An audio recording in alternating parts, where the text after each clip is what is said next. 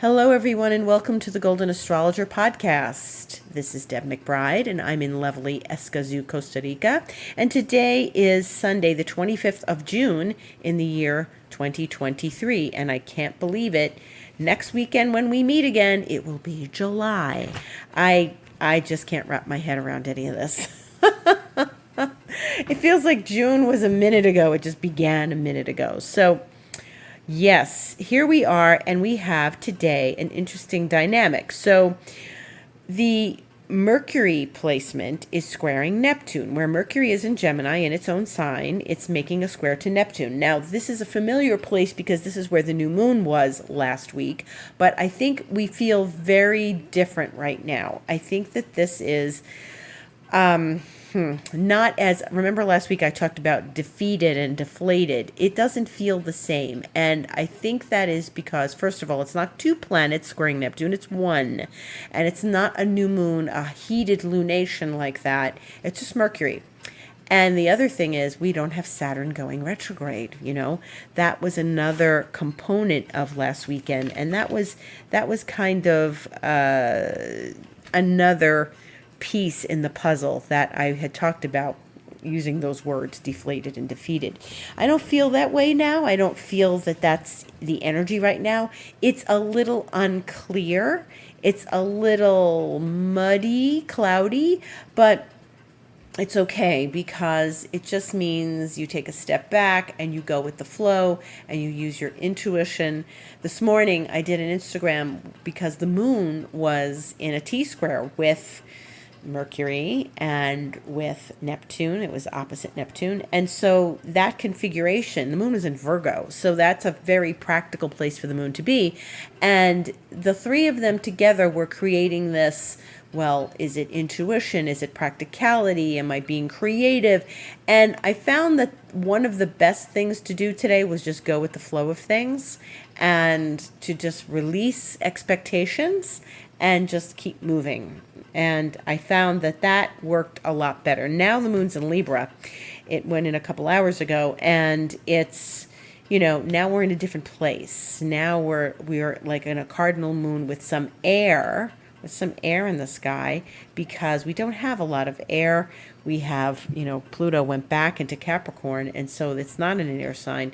So it's good to have a little more air. We have Mercury in Gemini and the moon in Libra, so that's a good amount of, thinking, processing, analyzing, those kinds of things. And so we move forward through this week. Now, Venus and Mars are together. Remember last week I said they weren't going to get entirely close, but they are pretty much together. And I think that this is a very creative placement. Venus and Mars are in a big sign of creativity, which is Leo.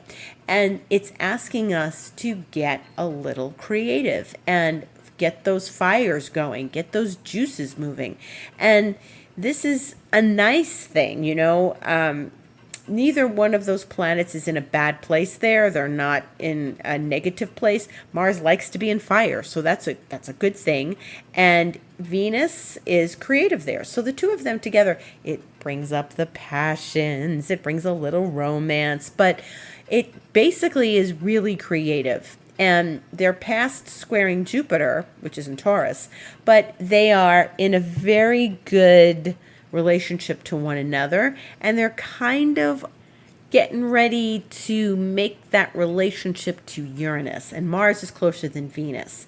And in fact, tomorrow is that relationship to Uranus for Mars. So let's start talking about that. Mars is going to square Uranus. And in fact, it's already within a very close aspect, but that Uranus is the wild card. Uranus is the unpredictable, the unknown.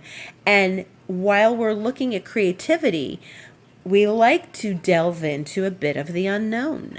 And where can we get creative and go down a creative path and allow it to take us in that creative place, in that new, fresh idea?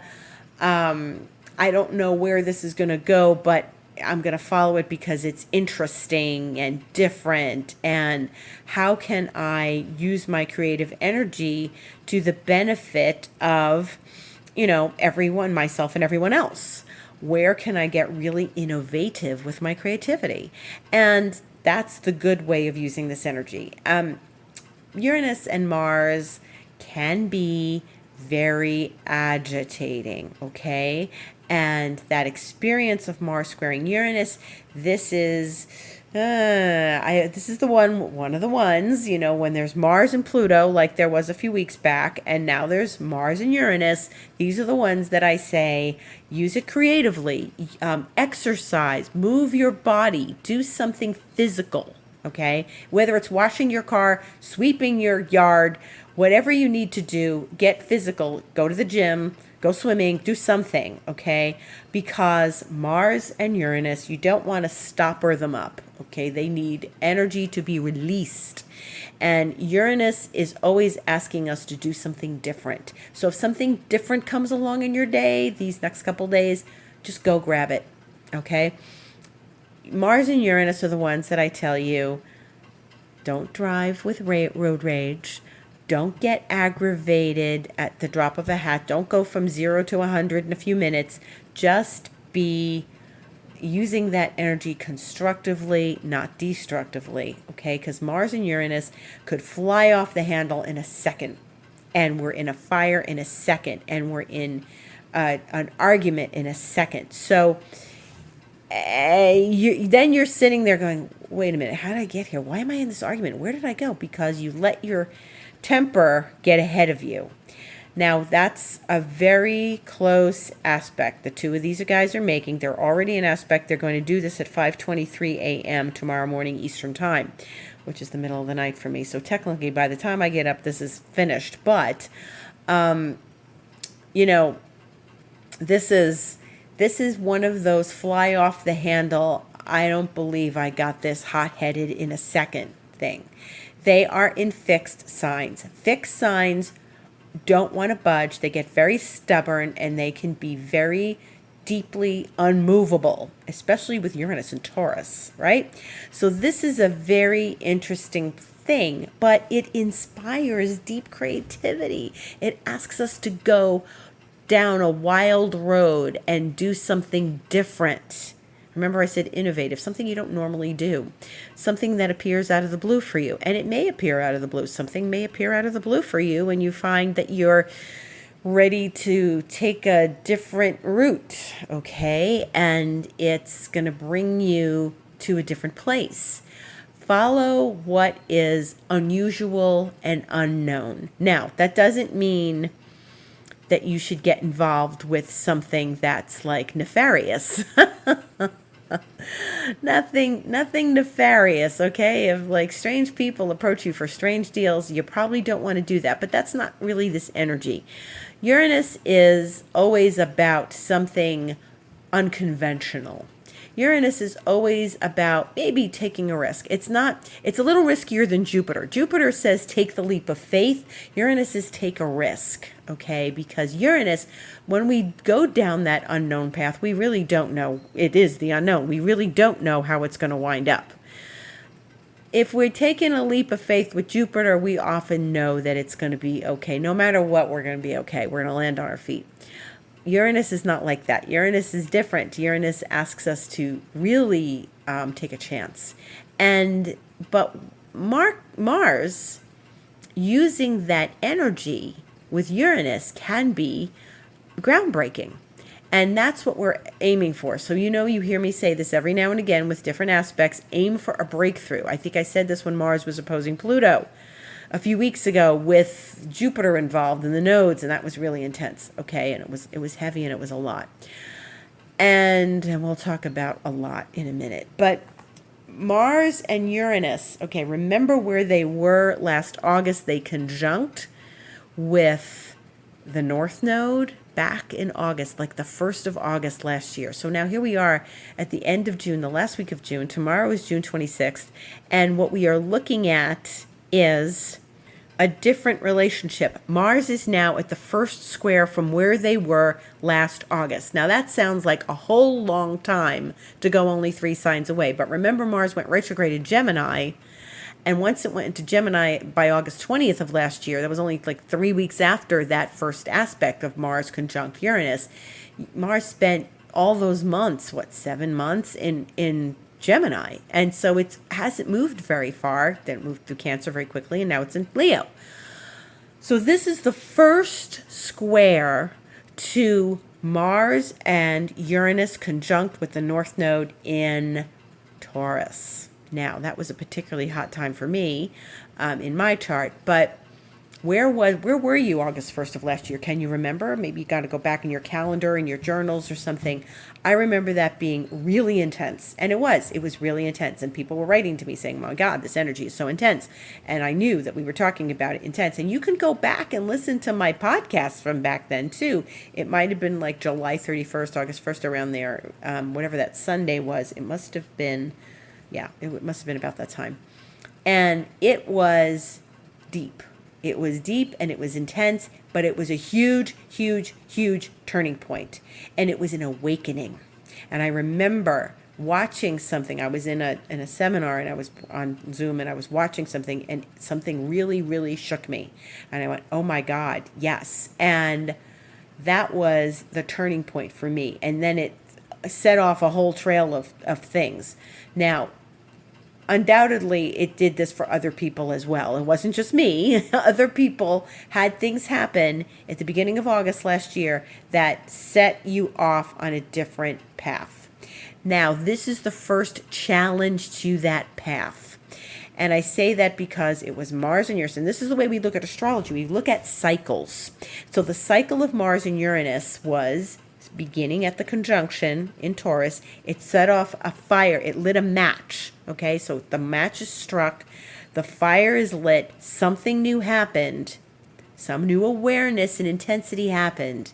And now we are meeting the first challenge of Mars to that Uranus. And we are to ask ourselves, remember what the challenge was last year when that intensity happened? What did it do for you? And where are you now as a result of that? Where have you gone? And what is happening for you? Is it positive? Do you feel like you've made enough effort and strides? Now, it's a little complicated, because if I say to you, do you feel like you've come far enough since then? You might say, I don't think so. And why not? Well, Mars was retrograde. Mars was retrograde for months, and Mars was involved in Neptune, and Mars went through some really complicated stuff that we all went through for months. And that was really a complicated, difficult place. And, I always try to pull everybody through it, right?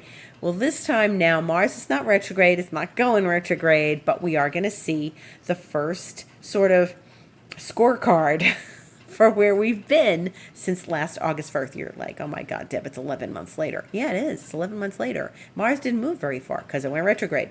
So it asks us to look at this in another way and say, hey, what have I achieved and accomplished since that moment back in August? Well, I'm sure that something came to light. Some sort of awareness came for you. Some deep, profound realization came for you. And now we are asking, all of us, we're being asked to look at this and say, how do we relate to that revelation? Okay? How do we relate to the revelation that we got last August? What are we doing to support it, to move it forward, to connect back to it, to remember and realize? Some people may have had relationship revelations. Maybe it was about work. Maybe it was about family. Maybe it's about your kids. Maybe it's about, you just sort of things in your life. Maybe it's about your home. Maybe you have to rebuild something in your home. But it was something. It set off a trail. Remember, the match was lit. And it's a fire. It's Mars. And Mars is now in a very fiery, ambitious sign of Leo. And it's asking us to pay attention to where we have been. Now, Venus is his traveling companion. And we always talk about Venus and Mars, relationship planets. And Venus is at 17 Leo. Now, she is squaring where she was with Uranus, okay?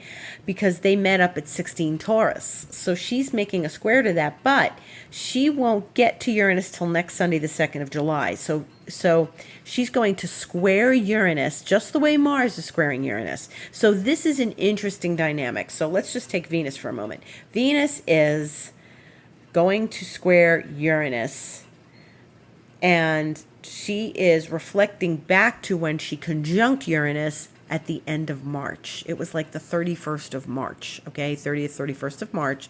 Venus met with Uranus, and now she's making her first square to Uranus. And so what did you learn? Now, this is a much more recent thing, and it was not as intense because Mars is a slower moving planet. Mars is more inflammatory. Venus is more creative. And I was probably telling you at that time to aim for a creative breakthrough. And so now Venus is going to challenge where she was. She's squaring Uranus next weekend. She's going to challenge where she was during the conjunction of around the 31st of March and how that was. Now, remember March? That was when Saturn changed signs. It went into Pisces. That's when Pluto changed signs, went into Aquarius. That's when a whole bunch of stuff started to happen, right?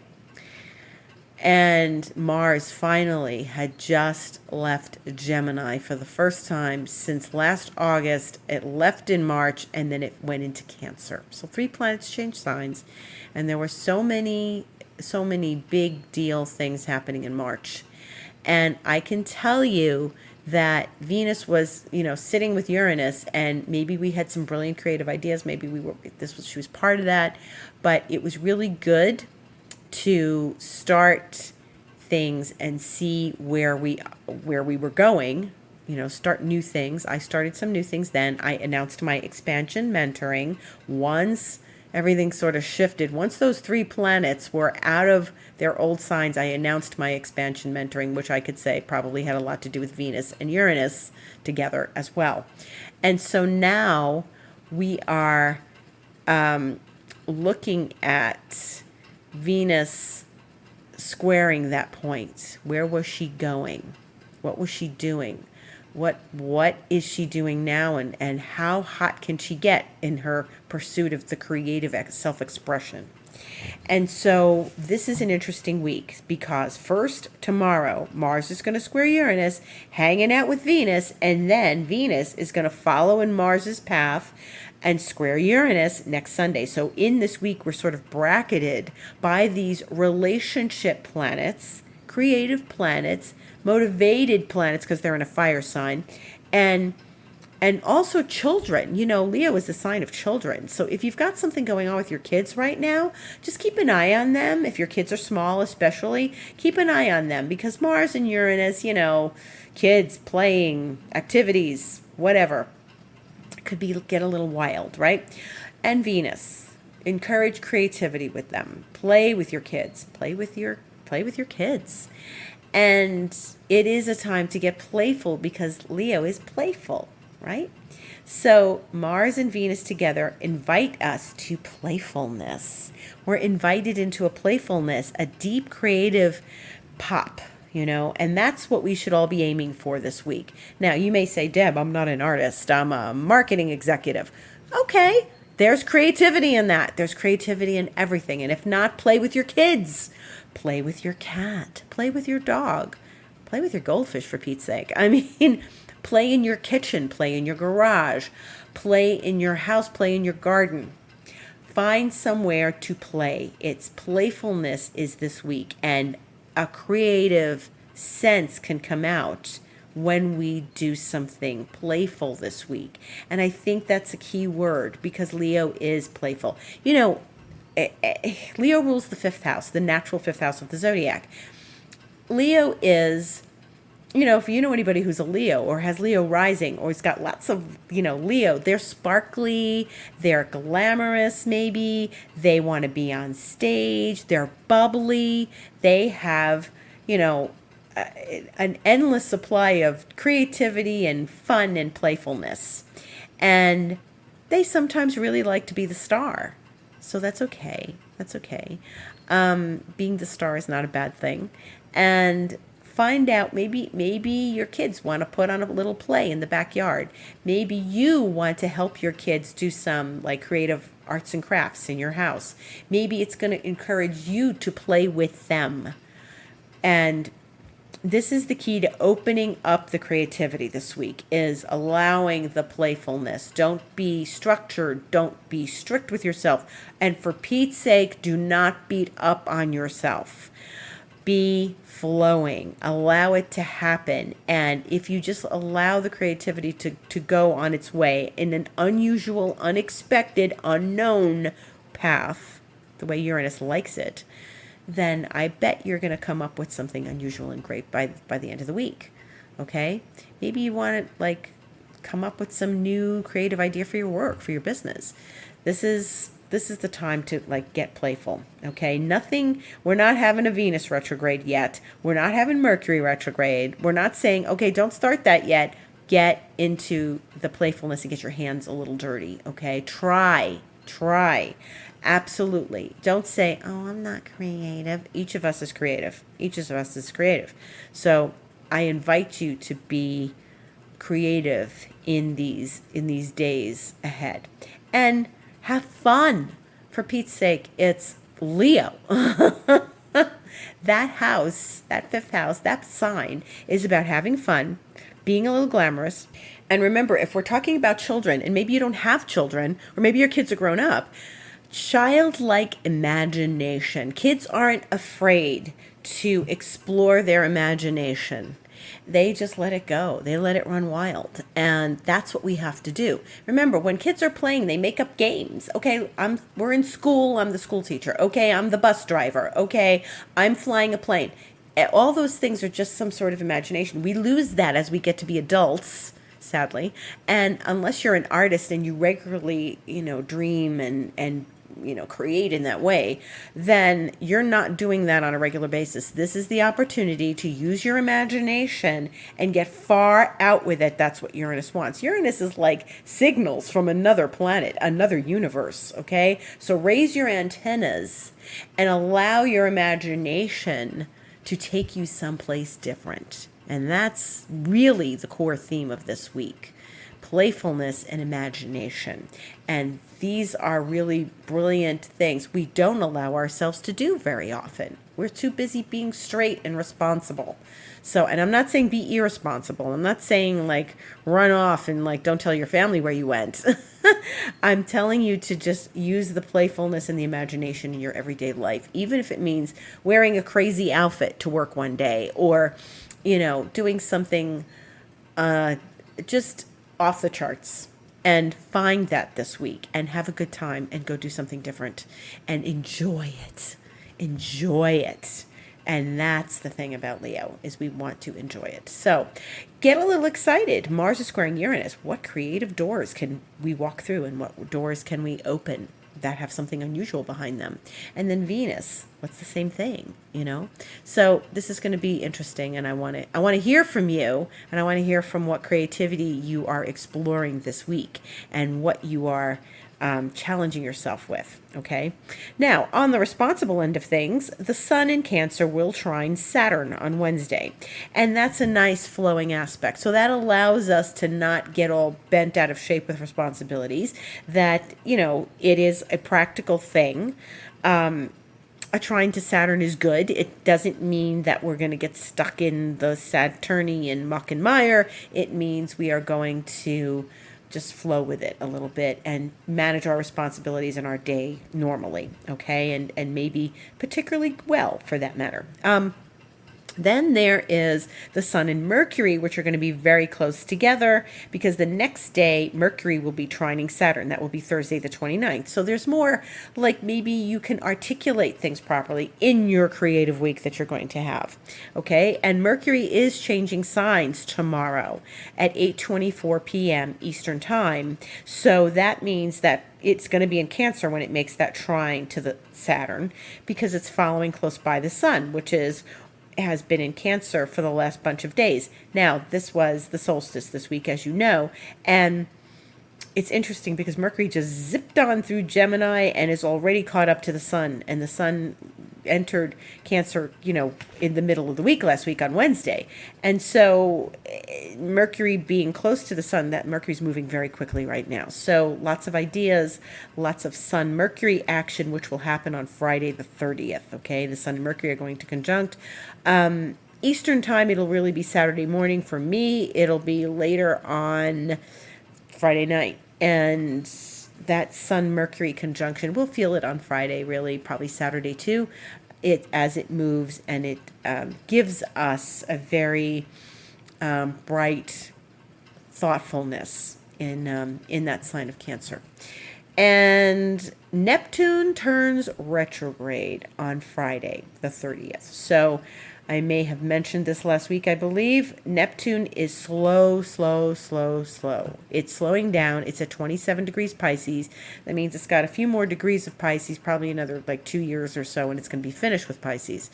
So when Neptune slows down to retrograde, again, we've had a lot of Neptune action lately, and again, it makes things a little muddy. It makes things feel a little slow. We may feel exhausted. We may feel unmotivated.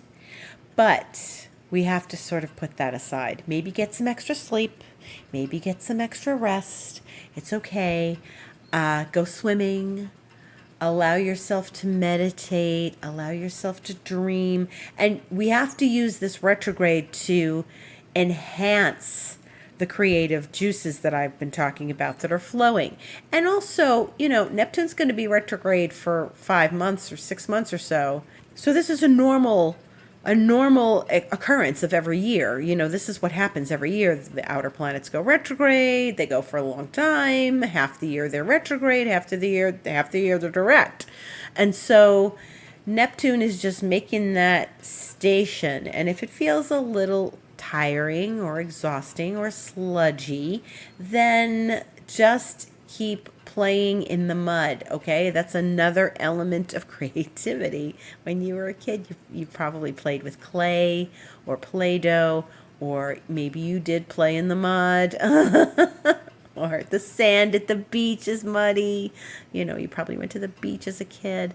So those things, think of it as another element of the creative juice that's coming, okay? That's the best use of that energy. Intuition, meditation, also very good use of that energy. And what we want to do also, if we do feel tired, rest. It's very important to listen to our bodies, okay? So if you do feel tired, you don't feel up to anything, don't push yourself. Stay in the flow of things. That's what's really important.